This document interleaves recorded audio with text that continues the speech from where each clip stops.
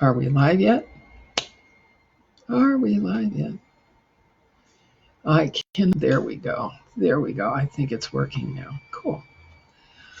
All right. Well, I thought I'd follow up on yesterday's post about separations because when you go to the closet and you open the door and Fibber McGee's stuff comes out at you, it's chaos.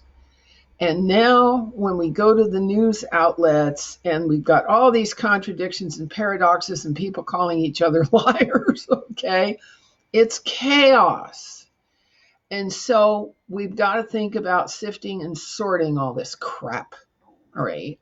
And what do we keep and what do we toss, all right? Now,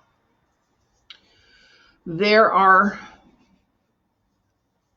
subjects in our minds that we're working on. And in those subjects, we are dealing with the particularities of that particular subject. And they're the people we believe and the people we doubt, we wonder about, and the people we think are crazy. All right. And this is how we're going to sort through our stuff, our mental stuff, our physical stuff. All right. Because the more stuff you have cluttering up your attention, the less you can get done. So, what are we going to think about first? First of all, how do you feel today? How are you? You feel good or no? All right.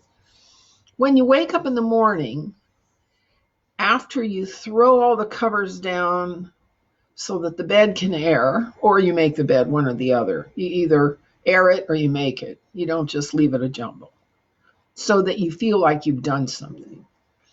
Then you pay attention to, okay, what's the day about? And if you don't feel good, you set about to figure out why you don't feel good and you fix that. Because until you fix that, you can't move on. For most people, it's a cup of coffee. I haven't had my coffee yet, but I feel okay. So I'm putting off the coffee. The coffee does other things. It makes my heart race, and I don't want that. Okay. So once you feel good and you're looking at the news and you're sorting through the news, what you want to keep, what you want to wonder about, and what you want to throw away. Okay. This is how we sort our life. And when it comes to the things that we have, we spend a lot of time moving things from place to place in the house. Did you ever notice that? You move the dish rag from here to there and the pot from here to there. However, if you ever want to nail down the chaos, there's a little saying my family taught me. A place for everything and put everything in its place.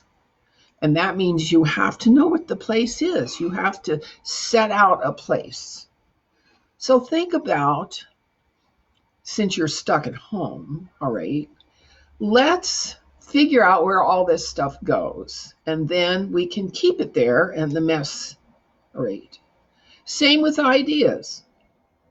Some ideas you want to definitely hang on to, and some you definitely want to get rid of, and some you're still wondering about. And the wondering about is the input box, okay? The mail-in box, all right? Those are the things we're working on today. About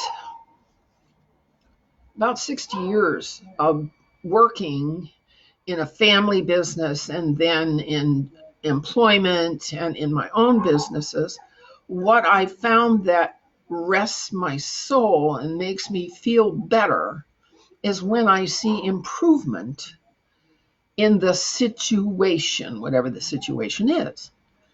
And so I set about in the morning after I feel okay to improve the situation by putting things in their place. Get the dirt off the floor. Okay. Wipe down the counter in the bathroom. Okay, put the dishes in the dishwasher. Just kind of putterfuts around, putting things in their place until you say, it's time to get on with what I have to do today. You don't have to beat yourself up.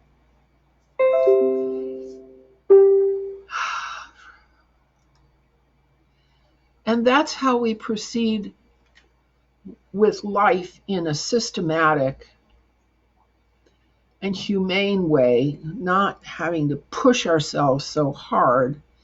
I think one of the blessings about the lockdown is that we are forced into assessing our own behavior in a closed space inside of four walls where all the stuff is there for us to deal with. This is an opportunity and not just a problem, as they say in China. All right. So let's make the most of it. Let's make the most of the lockdown and not just watch movies, play video games, and get into drama with each other. Okay? Yes, you can always just watch movies, watch sports, play games, and get into drama with each other. But that's a lot like spinning your wheels. You really want to do that? You really want to do that? Let's make some choices that will enable tomorrow to make more sense. Because making sense of what we have to deal with is the process of understanding how we fix our problem. And this is not what the political system is doing. This is not what the medical system is doing. It's not what academia is doing, because they work from head tripping analyses that have no behavioral component. Okay, it's not what many of the sciences are doing or the social sciences. I like the way Jordan Peterson takes behavior and puts it in a logical sequence between the intention, the act, the immediate outcome, the correction, so that the outcome is harmonious with the hope and the objective and the goal. We have to be thinking all the time. Don't let the TV do your thinking for you. They've got you spinning your wheels. See what I'm saying? Okay. Just some thoughts about separating. Who do we separate from? Those who encourage us into chaos. Just a thought. See you later.